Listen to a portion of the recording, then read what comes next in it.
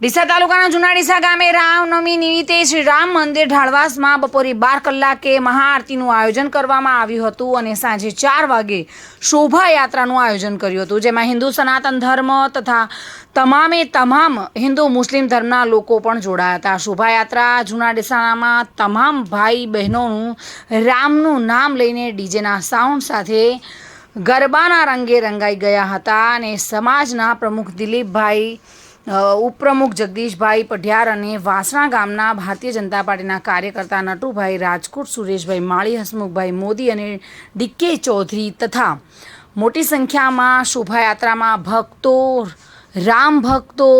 બહેનો, ભાઈઓ, બાળકો જોડાયા હતા અને રામ નામના નાદથી સમગ્ર જૂના ડીસા ગામ ગૂંજી ઉઠ્યું હતું।